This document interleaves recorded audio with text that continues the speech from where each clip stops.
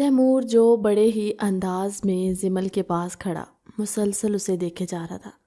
زمل شرما کر نظریں جھکا گئی، کہنے لگی کیا ہوا؟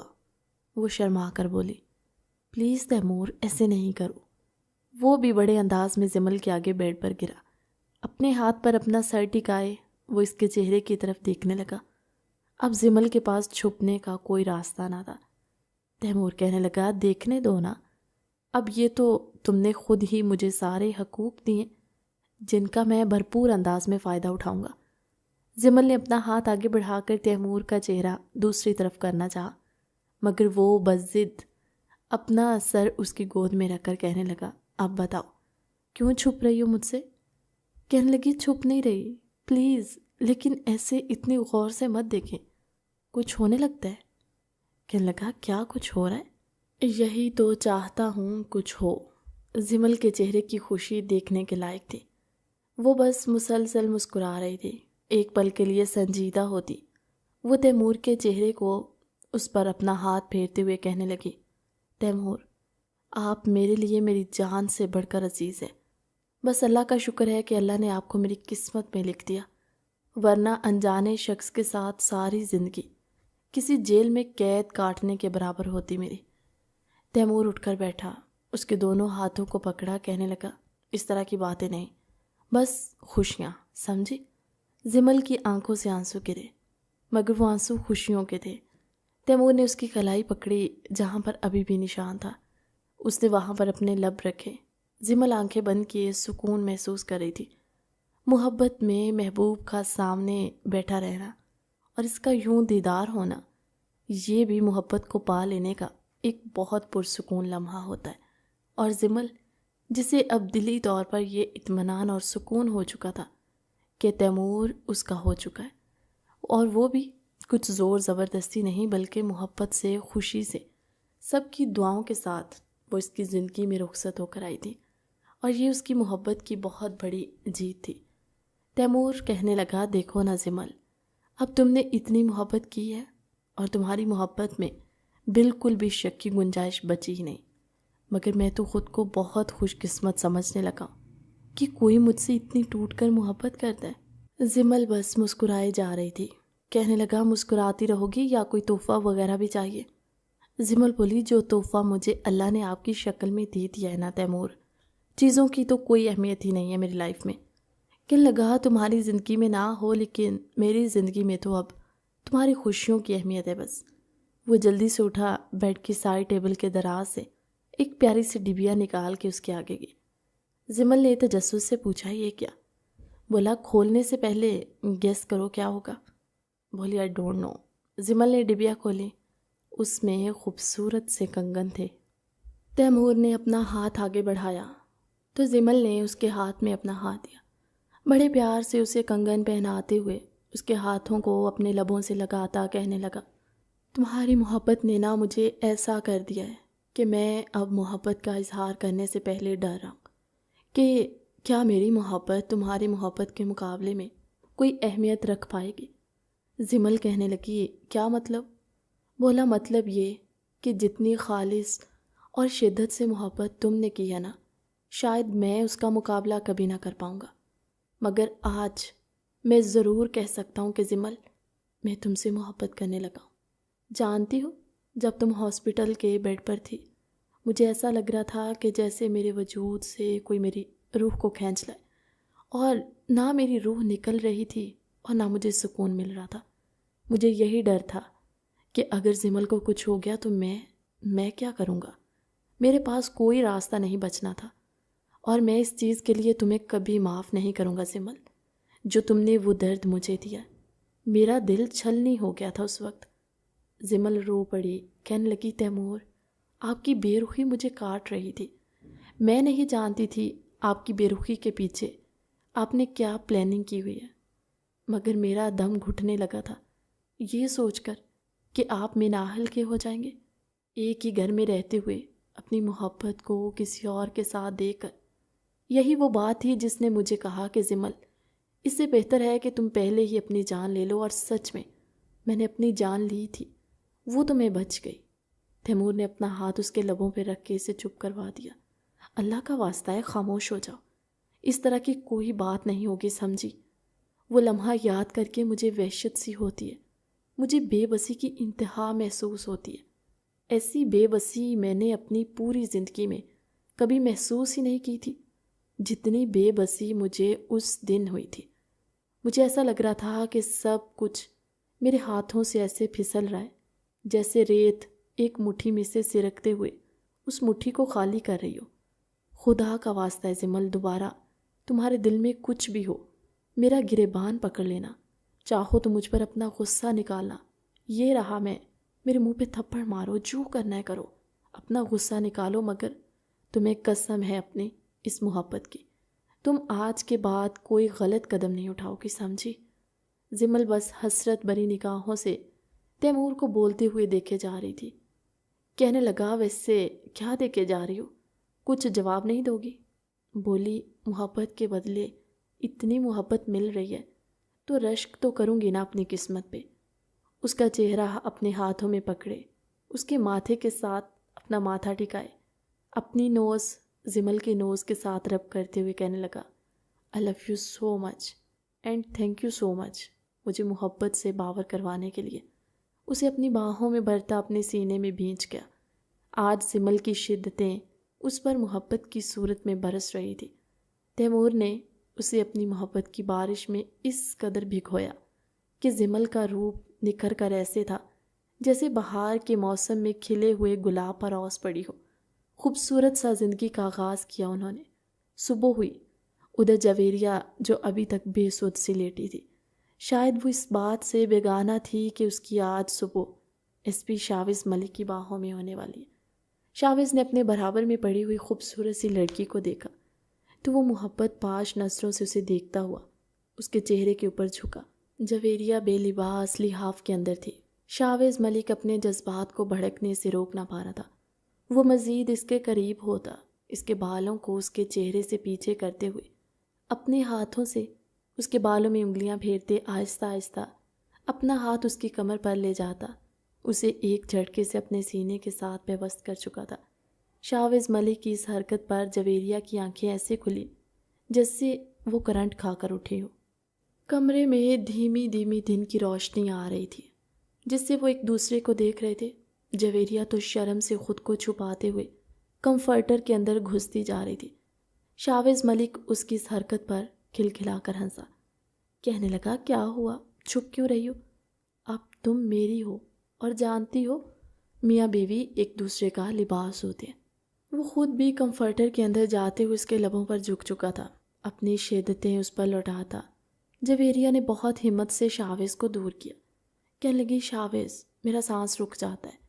کہنے لگا، تو میں اپنی سانسیں تمہارے اندر اتار دوں گا نا، تمہاری سانسیں بحال ہو جائیں گی۔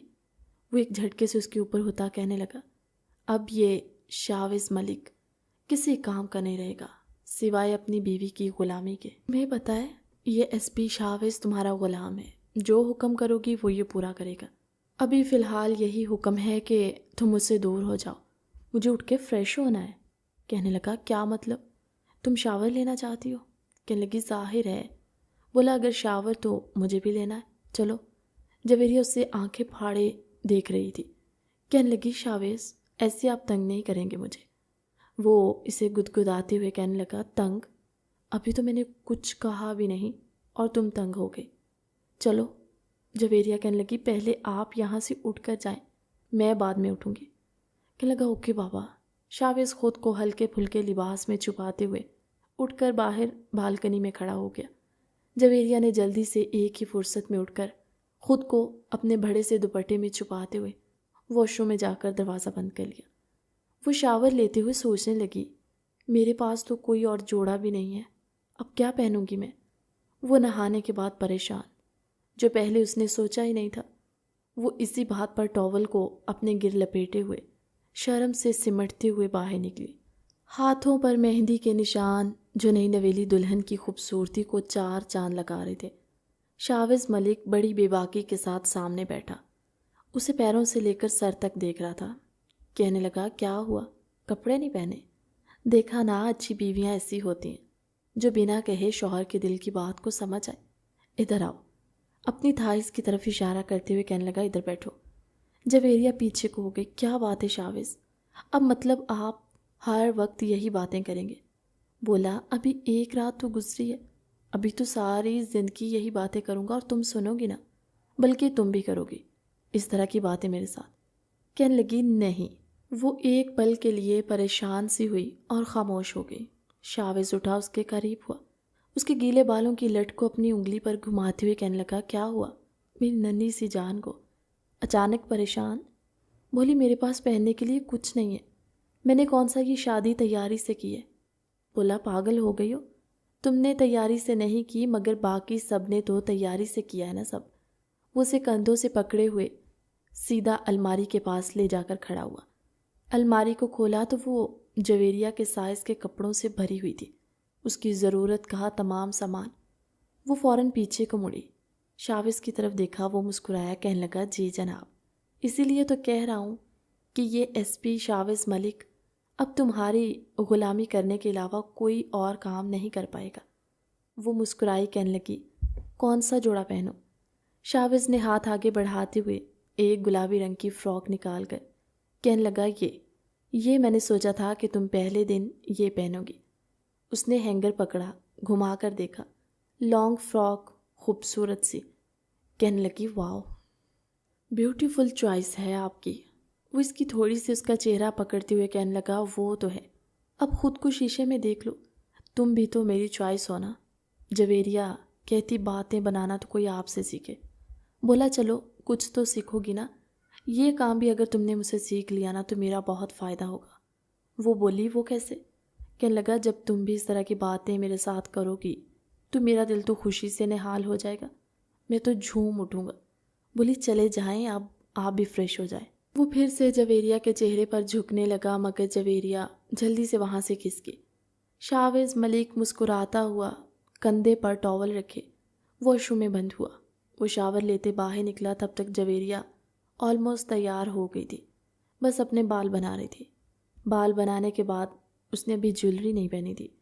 شاوز ملک کہنے لگا یہ کیا، تم لگ ہی نہیں رہی کہ پہلے دن کی دلہن ہو۔ بولی کیا کمی ہے؟ کہنے لگا یہ دیکھو، خالی گردن اور خالی کان، جو میں نے تمہیں کل سیٹ گفٹ دیا ہے، تم اس کے ساتھ وہ پہنو گی۔ اتنا ہیوی؟ اس کے ساتھ کیوں؟ بولا میں کہہ رہا ہوں اس لیے، بلکہ کام کرو تم رکو میں پہناتا ہوں۔ وہ جو ابھی خود ٹاول میں لپٹا ہوا جویریہ کے بالوں کو نرمی سے ایک سائڈ پر کرتا، وہ نیکلس کو اس کے گلے میں پہنا رہا تھا۔ پیچھے سے ڈوری کو بند کرتے ہوئے وہ بڑی محبت سے اپنی انگلیوں کو اس کی گردن پر پھیرتا کہنے لگا جویریہ پلیز اجازت دو نا ایک بار۔ کہنے لگی بڑی مشکل سے تیار ہوئی ہوں، اتنا ٹائم نہیں ہے، اور زمل آپی کی کال آئی تھی کہ ہم ناشتے پر حویلی جائیں گے اور پورا دن ہم وہیں ان کے ساتھ گزاریں گے۔ کہنے لگا ہاں کال تو مجھے بھی تیمور کی آ چکی ہے، اور بختیار انکل نے بھی بہت اصرار کیا کہ سب لوگ وہاں پر ایک ساتھ ناشتہ کریں گے، لیکن دیکھو نا سب لوگوں کے بیچ پرائیویسی تو نہیں بچے گی نا، اس لیے ابھی مجھے۔ وہ اسے اپنی طرف گھماتے ہوئے اس کے چہرے کو زور سے دبا کر اس کے ہونٹوں کو اپنے منہ میں دبا گیا۔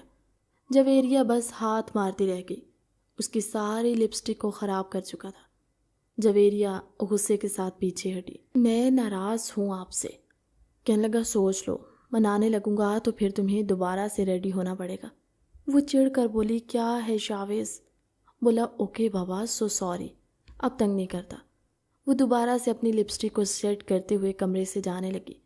شاوز نے آواز دی او ہیلو مس، کہاں جا رہی ہو؟ کہ اپنے شوہر کو کوئی لباس نہیں نکال کے دو گی، کوئی کپڑے شپڑے؟ بولی کیا مطلب؟ بولا مطلب یہ کہ تمہیں میں نے سلیکٹ کر کے دیا ہے نا، اب مجھے کون دے گا؟ وہ واپس آئی، الماری کو کھولا، سارے کپڑوں کو وہ چیک کر رہی تھی۔ بلیک سوٹ پر ہاتھ رکھا، شلوار قمیض نکال کر اسے دی۔ کہنے لگا تمہیں کیسے پتا مجھے بلیک پسند ہے؟ بولی کیونکہ یہ آپ پر بہت سوٹ کرتا ہے، میں نے تو اس لیے نکالا۔ اوہو، اتنی جلدی اتنا سب کچھ پتہ کیسے چل گیا؟ خیر وہ دونوں تیار ہو کر باہر نکلے۔ نوری ان دونوں کو دیکھ کر کہنے لگی شاوز صاحب ماشاءاللہ آپ دونوں کی جوڑی بہت پیاری لگ رہی ہے، اللہ آپ کو ہر بری نظر سے بچائے۔ شاوز نے اپنے بٹوے میں سے چند پیسے نکالے، نوری کو تھماتے ہوئے کہنے لگا یہ تمام ملازموں میں بانٹ دیجیے گا، نوری خوشی سے کہنے لگی اللہ آپ کو ہمیشہ خوش رکھے، بہت نوازی آپ کو۔ جویریہ کے سر پر پیار دیتے کہنے لگی آپ کے آنے کے بعد جو صاحب جی کے چہرے پر خوشی ہے نا، یہ پہلے کبھی نہیں دیکھی، اللہ اسے ہمیشہ برقرار رکھے۔ شاوز نوری کو ہدایت کرتا گھر سے نکل گیا۔ وہ دونوں گاڑی میں ساتھ بیٹھے حویلی کے راستے پر تھے۔ ادھر خان حویلی میں بہت جوش سے ناشتے کی تیاری ہو رہی تھی، کیونکہ آج اس حویلی میں خوشیوں بھرا ناشتہ ہونے والا تھا۔ وہ دونوں خان حویلی پہنچے جہاں زمل اور تیمور بھی ایک ساتھ تیار ہو کر باہر آئے۔ آج بھی سب لوگ ناشتے کے ٹیبل پر موجود تھے۔ شہیر کی نظریں مرہا کی طرف تھی۔ تیمور بات کا آغاز کرتے ہوئے کہنے لگا تایا سائیں، کیا خیال ہے لگے ہاتھوں شہیر لالا واپس تو آئے ہی ہیں، ان کی بھی شادی کر دی جائے، کیوں؟ تایا سائیں، کیا پتہ یہ پھر سے واپس چلے جائیں اور 5 سال تک واپس ہی نہ آئیں، یا پھر ایسا نہ ہو کہ 5 سال بعد یہ اپنے 2 بچوں اور بیوی کو ساتھ لے کر آئیں۔ تیمور کی بات پر سب کھلکھلا کر ہنسے۔ شہیر کہنے لگا تیمور تمہیں تو میں بعد میں دیکھ لوں گا۔ تیمور کہنے لگا آپ کے بھلے کی بات کر رہا ہوں لالا، آپ ابھی مجھے ڈانٹ رہے، خاموش رہیں۔ شہیر جانتا تھا تیمور اس کی پسند کو اچھے سے بھانپ چکا ہے۔ تیمور کی بات پر مرہا کے چہرے پر شرماہٹ ابھری، وہ بھی نظریں جھکائے ہر بات سے انجان بنی بیٹھی رہی۔ بختیار خان کہنے لگے بات تو صحیح ہے، لیکن میں سوچ رہا ہوں پہلے یزدان کی شادی ہو بعد میں شہیر کی۔ تیمور اس بات پر خاموش ہوا۔ یزدان نے کوئی ایکشن نہ دیا۔ عفت جہاں کہنے لگی یزدان بیٹا تمہارے بابا کچھ بات کریں، تم کن خیالوں میں گم ہو؟ جی مجھ سے کچھ کہا؟ وہ ایک پل کے لیے خیالوں سے واپس آتے ہوئے چونک کر بولا۔ سب اس کی طرف متوجہ ہوئے۔ برخوردار ہم تمہاری شادی کی بات کریں، دیکھو نا شکر ہے اللہ کا، خیر سے ہماری جویریہ اپنے گھر والی ہو گئی۔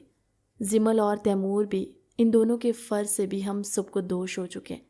اب تم اور شہیر بچے ہو اور ہماری کوشش ہے کہ تم دونوں کی شادی ایک ساتھ ہو۔ کیوں بھائی؟ تیمور بولا جی تایا سائیں، مگر شہیر لالا کے لیے تو ہمیں زیادہ محنت کرنی نہیں پڑے گی۔ سب لوگوں نے تیمور کی طرف دیکھا، آخر وہ کہنا کیا چاہ رہا تھا۔ تیمور اٹھا اپنی پھوپھو کے گلے میں بازو ڈالے اور کہنے لگا مرہا کو ہم ہمیشہ کے لیے پاکستان ہی رکھنا چاہتے ہیں، دیکھیں نا وہ کتنی خوش ہے یہاں آ کر۔ جہانگیر خان بولے تیمور یہ کیا بچپنا ہے، بڑوں کی باتیں اب بچے کریں گے؟ تیمور اپنی کرسی کھینچ کر بیٹھ گیا اور اداس سا چہرہ بنا لیا۔ کہنے لگا مجھے تو لگا تھا سب بہت خوش ہوں گے میری اس بات پر۔ ٹھیک ہے، اگر آپ سب کو نامناسب لگی ہے تو میں خاموش ہی رہوں گا۔ ویسے وہ بچوں کی طرح ایٹیٹیوڈ دکھا رہا تھا۔ سب مسکرانے لگے۔ بختیار خان کہنے لگے بھائی بات عمر کی نہیں ہے، بات میں وزن ہے۔ ویسے ہمارے تیمور کی، کیوں کلثوم اور ذوالفقار بھائی، آپ کا کیا خیال ہے؟ شہیر جیسا لڑکا تو شاید ان کا خواب تھا ان کی بیٹی کا شوہر بنے۔ ذوالفقار صاحب کہنے لگے دیکھیے بختیار صاحب، آپ کا بیٹا ماشاءاللہ ہر لحاظ سے قابل ہے، اس بات پر جواب کا تو کوئی جواز ہی نہیں بنتا۔ شہیر کے چہرے کی خوشی تو دیکھنے والی تھی۔ اس نے ڈائننگ ٹیبل کے نیچے سے اپنے پاؤں کے ساتھ سامنے بیٹھی ہوئی مرہا کے پاؤں کو چھیڑا، مگر غلطی سے شہیر کا پاؤں تیمور کی ٹانگ کے ساتھ لگ گیا۔ تیمور نے جب نیچے دیکھا تو اس نے زور سے شہیر کے پاؤں پر پاؤں مارا۔ شہیر نے یکدم سے اپنا پاؤں کھینچا۔ ڈائننگ ٹیبل کے نیچے دیکھا تو تیمور اسے مسلسل گھورا تھا۔ صبر لالا صبر۔ شہیر شرمندہ سا ہو کر مسکرانے لگا، جبکہ مرہا نے ان سب کو بغور دیکھ کر اگنور کر دیا اور وہ بھی چہرے پر مسکراہٹ سجائے بیٹھی تھی۔ کلثوم بیگم کہنے لگی بھائی صاحب، شہیر بیٹا مرہا کی قسمت میں ہو تو مجھے اپنی بیٹی کی قسمت پر رشک ہوگا، مگر اس سب میں بچوں کی رائے لینا بھی زیادہ ضروری ہے۔ میں نہیں چاہتی کہ ہم خوشیوں کی بھینٹ اپنے بچوں کی خوشیوں کو چڑھا دیں۔ کیوں مرہا؟ مرہا نے شرماتے ہوئے کہا ماما جو آپ کو بہتر لگے، مجھے کوئی اعتراض نہیں۔ عفت جہاں نے اٹھ کر مرہا کے سر پر پیار دیا اور کہنے لگی یہ ہوتا ہے خاندانی خون، جس مرضی ملک میں جس مرضی ماحول میں رہ کر بھی اپنی روایات کو نہیں بھولتے، جیتی رہو، ہمیشہ خوش رہو۔ لگے ہاتھوں عفت جہاں نے اپنے ہاتھ سے کنگن اتارا اور مرہا کے ہاتھ میں پہناتے ہوئے کہنے لگی نیک کام میں دیر کیسی، ولیمے کے فنکشن پر ہم ان کی منگنی کی رسم کریں گے۔ سب کچھ اتنا جلدی اور اچانک ہو رہا تھا کہ سب لوگ بس حیران ہی ہو رہے تھے۔ خیر مگر جو ہو رہا تھا وہ بہت اچھا ہو رہا تھا۔ سب خوش تھے کہ جب صادق اچانک پریشانی کی حالت میں بھاگتا ہوا ڈائننگ ٹیبل کے پاس نظریں جھکائے ہاتھ باندھ کر کھڑا کہنے لگا، خان سائیں۔ یزدان نے فوراً صادق کی طرف دیکھا، کہنے لگا، صادق خیریت؟ صادق خاموش رہا۔ یزدان سمجھ گیا کہ کوئی ضروری بات ہوگی۔ بختیار خان کہنے لگے، بولو صادق، کیا بات ہے؟ صادق نے ایک نظر یزدان کی طرف دیکھا۔ یزدان نے بھی اسے اشارہ کیا بولنے کا، تو وہ کہنے لگا، خان سائیں، وہ اکبر جیل سے فرار ہو چکا ہے۔ یزدان وہیں چمچ پلیٹ پر زور سے ڈائننگ ٹیبل پر چھوڑتا ہوا کھڑا ہوا، کہنے لگا، اس کی اتنی ہمت! وہ اپنے شال کا پلو زور سے اپنے کندھے پر مارتے ہوئے جانے لگا۔ بختیار خان نے آواز دی، کہنے لگے، برخوردار، یہ سب کیا ہو رہا ہے؟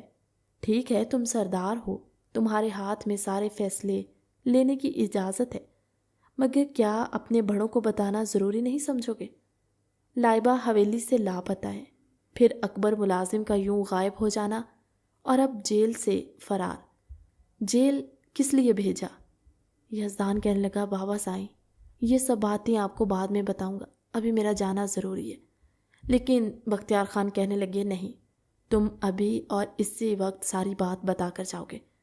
وہ نہ چاہتے ہوئے بھی کرسی پر بیٹھا اور کہنے لگا، بابا سائیں، اصل میں وجہ کچھ اور تھی، مگر میں نے حقیقت جاننے سے پہلے جلد بازی میں فیصلہ کیا اور لائبہ کو سزا سنا دی۔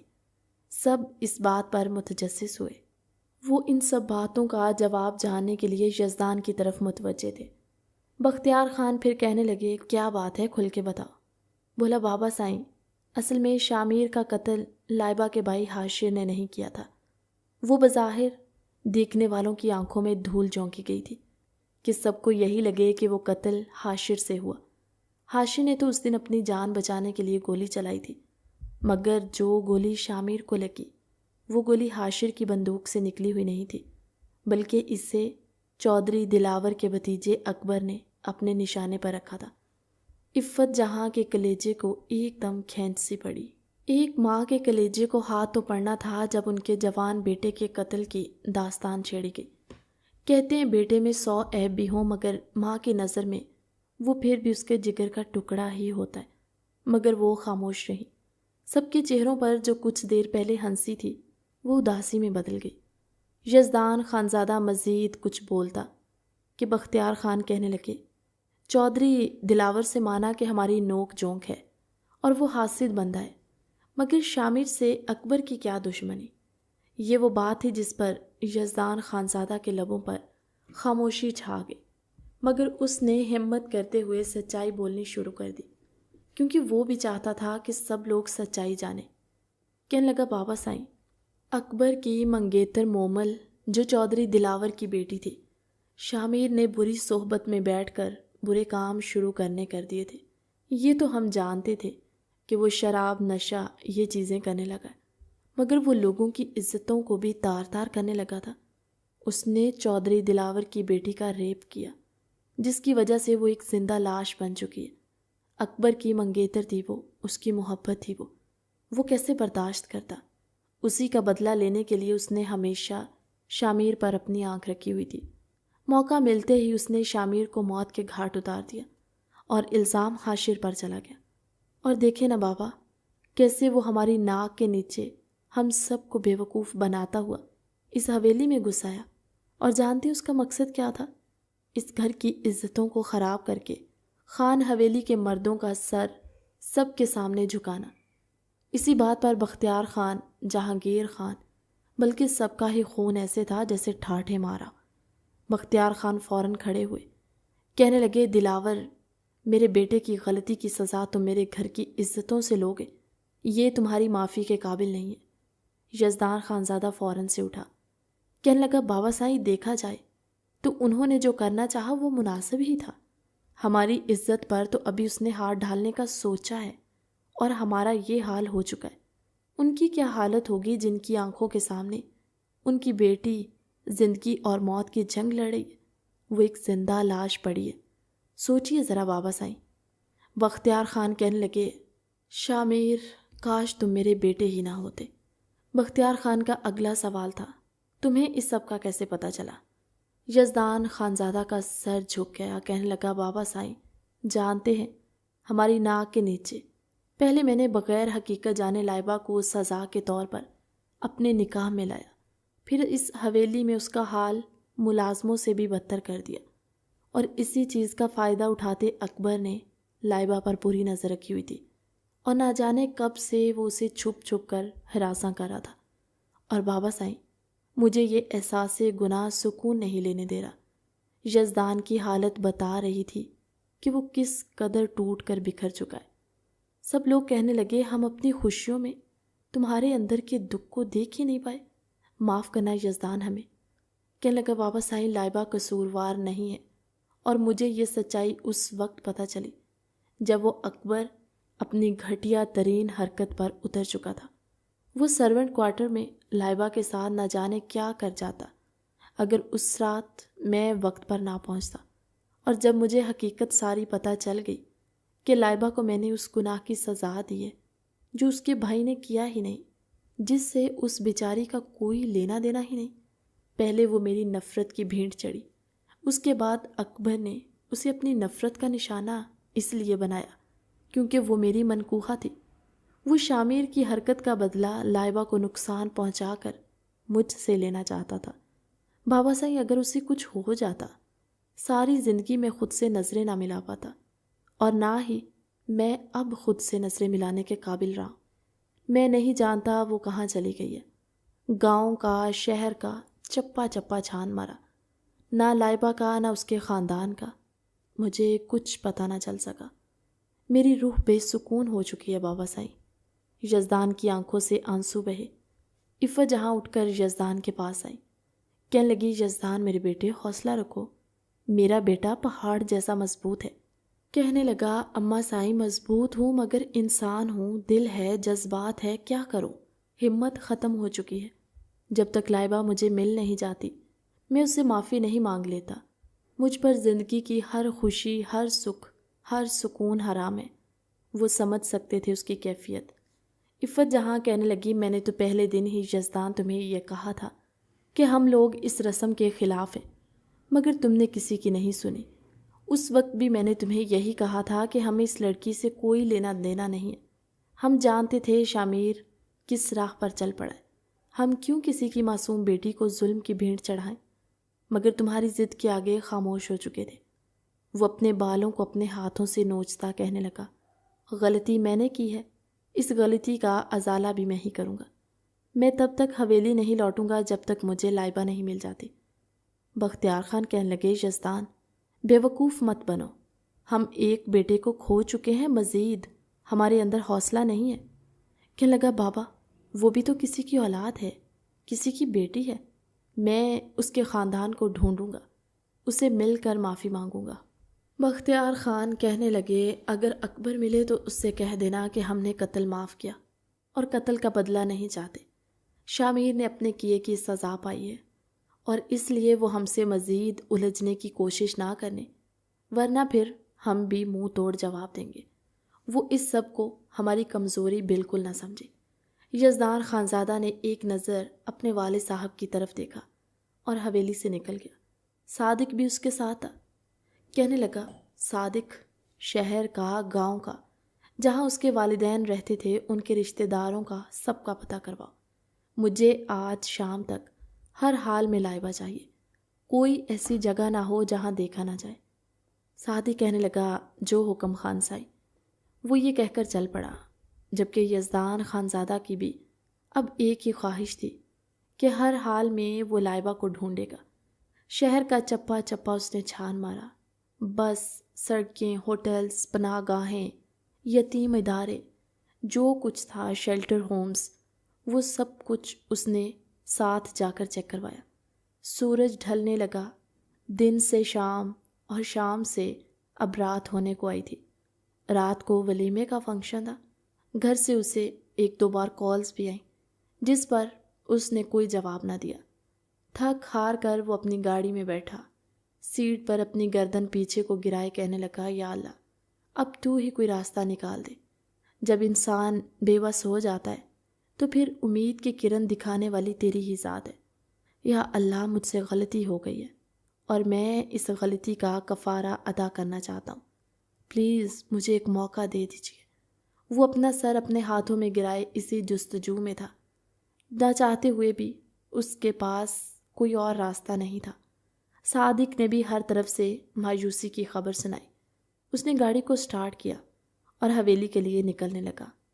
گاڑی سٹارٹ کر کے اس نے روڈ پر ڈالی تو اسے سامنے سے کچھ لوگ روڈ پار کرتے دکھائی دیے۔ یزدان کی گاڑی قریب گئی تو اس نے گاڑی کو بریک مار دی، لیکن یہ شاید قسمت کی اس پر مہربانی تھی کہ وہ کوئی اور نہیں بلکہ لائبہ تھی، اپنے ماں باپ اور اپنے بھائی کے ساتھ۔ ہاتھوں میں ان کے کافی سامان تھا، کپڑوں کے بیگز، جس سے وہ اس علاقے کو چھوڑ کر کہیں دور جا رہے۔ لائبہ کے چہرے سے جیسے ہی دوپٹہ سرکا، یزدان خانزادہ نے بھی سڑک میں ہی گاڑی سے اتر کر ان سے ایک ہی جست میں جا کر لائبہ کا بازو پکڑ لیا۔ یزدان خانزادہ کو سامنے دیکھ کر وہ خوف سے سارے تھر تھر کانپنے لگے۔ حاشر ہاتھ جوڑ کر کہنے لگا، سردار صاحب، ہمیں معاف کر دیجیے گا، ہم بے گناہ ہیں۔ یزدان کو اس وقت اپنی طاقت سے، اپنی دولت سے نفرت سی ہوئی کہ اس کی وجہ سے کیسے وہ غریب لوگ بے سہارا رات کے اس پہر سڑکوں پر دھکے کھا رہے ہیں۔ بس اس کے خوف سے وہ معصوم لوگ اپنی جان بچانے کے لیے اپنے گھر سے در بدر ہو چکے۔ یزدان نے حاشر کو ساتھ لگایا، کہنے لگا، معافی تم لوگ مجھ سے نہیں مانگو گے، معافی میں آپ لوگوں سے مانگتا ہوں۔ میں نے آپ لوگوں کو اس جرم کی سزا دی جو آپ لوگوں نے کیا ہی نہیں۔ لائبہ کی آنکھوں سے آنسو گرے تھے، مگر وہ دل پر پتھر رکھے، چہرے پر سختی کے تاثرات لائے ہوئے کہنے لگی، جب آپ کو اپنی غلطی کا پتہ چلا تب آپ کو احساس ہو گیا، ورنہ ہماری ساری زندگی یوں ہی دھکے کھاتے ہوئے گزر جاتی۔ آپ کے دل میں تو رحم نہیں آنا تھا، اس لیے یہ دکھاوے کے آنسو اور معافیاں بند کیجیے۔ بہت سزا کاٹی ہے ہم لوگوں نے، اب آپ کی باری ہے۔ وہ یہ کہہ کر کہنے لگی، امی چلیے یہاں سے۔ وہ اپنے حاشر بھائی کا ہاتھ پکڑے بڑے غرور کے ساتھ روڈ کی دوسری جانب ہونے لگی۔ یزدان نے بھاگ کر لائبہ کا ہاتھ پکڑا، کہنے لگا، تم میرے نکاح میں ہو، بیوی ہو میری، میرا پورا حق ہے تم پر، تم ابھی اور اسی وقت حویلی چلو گی۔ کہنے لگی، عجیب زبردستی ہے، پہلے زبردستی نکاح میں لے لیا، بیوی کا رتبہ آپ جانتے ہیں کیا؟ آپ نے مجھے وہ حقوق دیے جو ایک بیوی کے ہوتے، تو پھر یہ کس منہ سے حق جتا رہے ہیں؟ کہنے لگا، سب کچھ دوں گا، حق بھی دوں گا، درجہ بھی دوں گا، عزت بھی دوں گا، بس یہ میرا حکم ہے۔ اس نے بھی معافی تلافی چھوڑ کر ڈائریکٹ اپنا حکم سنا دیا اور لائبہ کو بازو سے پکڑ کر چلتا ہوا گاڑی کی طرف آیا۔ اس نے فرنٹ سیٹ کا ڈور کھول کر لائبہ کو بٹھایا اور دروازہ بند کر دیا۔ اس کی ماں کہنے لگی، دیکھیں سردار سائیں، ہم لوگ آپ کے شایان شان نہیں ہیں، ٹھیک ہے، آپ کو سچائی پتہ چل گئی، آپ لائبہ کو طلاق دے دیں، آپ اپنی زندگی جیے، ہم لوگ جہاں مرضی جائیں۔ طلاق کے نام پر لائبہ کا دل بھی جیسے بند ہونے کو تھا۔ اس نے یزدان کی طرف دیکھا کہ وہ کیا جواب دے گا۔ یزدان کہنے لگا، میرے نکاح میں تو یہ تب ہی آزاد ہوگی جب میرے وجود سے میری روح نکل جائے گی، جب میں مر جاؤں گا یہ بیوہ ہو جائے گی تو آزاد ہے، لے جائیے اسے۔ لائبہ کا دل تڑپ کر رہ گیا اس بات پر، اور آپ لوگوں سے درخواست ہے گاڑی میں بیٹھے۔ یزدان خانزادہ کے کہنے پر وہ لوگوں، ان کے پاس کوئی راستہ نہ بچا، مجبوراً وہ اس کے ساتھ گاڑی میں بیٹھ گئے۔ یزدان خوشی سے سیدھا حویلی پہنچا، جہاں سب لوگ ولیمے کی تیاریوں میں مصروف تھے، اور عفت جہاں جو یزدان کی فکر میں ادھر ادھر ٹہل رہی تھی۔ جیسے ہی یزدان حویلی میں داخل ہوا، وہ بھاگ کر یزدان کی طرف لپکی۔ یزدان، کہاں چلے گئے تھے تم؟ ہم سب لوگ کتنا پریشان ہو رہے تھے، جانتے ہو تمہارے بابا کی کیا حالت ہو چکی ہے؟ یزدان نے پیچھے مڑ کے کہا، آ جائیں۔ یزدان کے ساتھ لائبہ کو دیکھ کر، اس کے والدین کو دیکھ کر، عفت جہاں نے سوالیہ نظروں سے یزدان کی طرف دیکھا۔ کہنے لگا، اماں سائیں، یہ مہمان خصوصی ہوں گے ولیمے کے، جن کا میں لوگوں سے تعارف کرواؤں گا، اور آپ سے یہ گزارش ہے کہ ان کو اچھے سے تیار کروا کر ہال میں ساتھ لے جایا جائے۔ ملازمہ کو آواز دی اور اشارہ کیا۔ لائبہ کو بیوٹی آرٹسٹ کے ذریعے خوبصورت تیار کروایا۔ ولیمے کے فنکشن پر جہاں پہلے 2 کپلز تھے جن کا ولیمہ تھا، شہیر کی مرحا کے ساتھ انگیجمنٹ، اور سب سے بڑھ کر یزدان خانزادہ کو اس کی محبت مل گئی۔ یزدان خانزادہ نے ولیمے کے اختتام پر لائبہ کا ہاتھ پکڑ کر اسٹیج پر لے جاتے ہوئے تمام لوگوں کے سامنے تعارف کرواتے ہوئے کہنے لگا، مسز یزدان خانزادہ۔ لائبہ بس خاموش تھی، ہر ہونے والے لمحے پر وہ خاموش تھی، مگر دل میں صرف سکون تھا۔ سب لوگ واپس آئے۔ بختیار خان نے یزدان کو سینے سے لگایا اور کہنے لگے، ہمارے لیے تمہاری خوشی سے بڑھ کر کچھ بھی نہیں ہے بیٹا۔ اگر تمہاری خوشی اور سکون لائبہ میں ہے تو ہمیں یہ اپنی بہو کے طور پر قبول ہے، کیونکہ وہ معصوم ہے اور وہ یہ خوشیاں ڈیزرو کرتی ہیں۔ لائبہ کے سر پر پیار دیتے ہوئے انہوں نے خوش دلی کے ساتھ اسے اپنی حویلی میں قبول کر لیا۔ کمرے میں یزدان لائبہ کو اپنے سینے سے لگائے ہوئے اسے اپنی محبت کی شدت سے باور کروا رہا تھا۔ کہنے لگا، لائبہ، میں نہیں جانتا کب تم میرے دل میں گھر کر گئی، مگر بس اپنی انا کے آگے اس اظہار سے ڈر گیا تھا۔ کچھ کہو گی نہیں تم؟ وہ بس خاموشی سے اس کے سینے پر سر رکھے ایسے تھی جیسے اس کے خواب آج مکمل ہو چکے، جنہیں اس نے ادھورا سمجھ کر چھوڑ دیا۔ کہانی کیسی لگی کمنٹ سیکشن میں اپنی قیمتی رائے کا اظہار ضرور کیجیے گا۔ ملتے ہیں نئی کہانی کے ساتھ اگلے ویڈیو میں، تب تک کے لیے اللہ حافظ۔